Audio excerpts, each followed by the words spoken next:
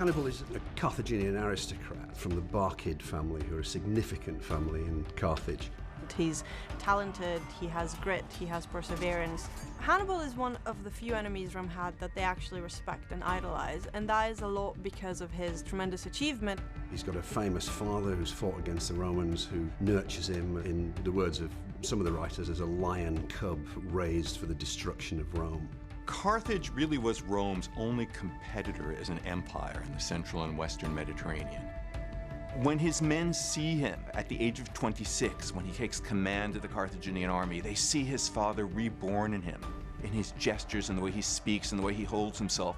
They see a commander of the greatest promise. We will be victorious! Hannibal has a global vision.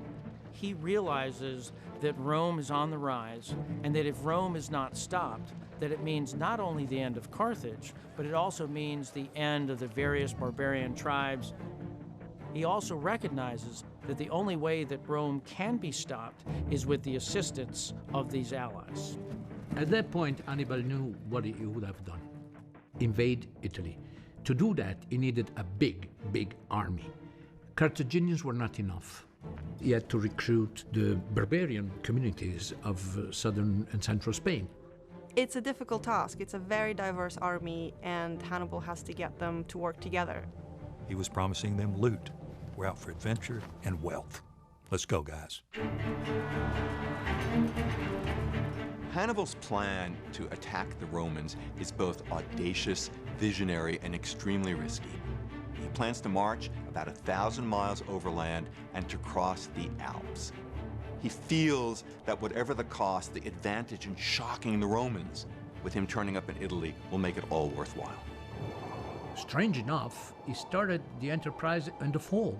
He didn't wait for spring, so he got ready to cross the Alps in the worst conditions possible.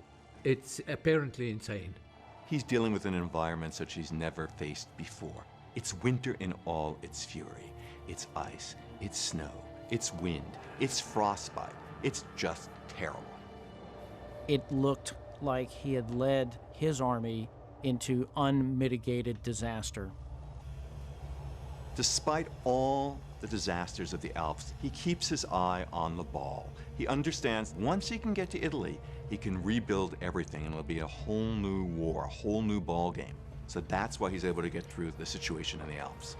The outcome of the passing makes some of Hannibal's priorities very pressing. He has to fight the Romans immediately and score several big victories. And this is what he does.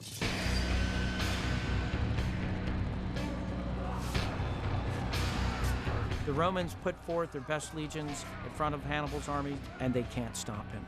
One after the other, he brings them to destruction. And this builds a momentum all its own.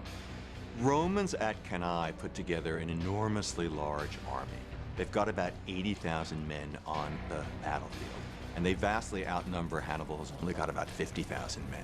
How is he going to defeat the Romans? And the answer is he wants the Romans to come into a trap.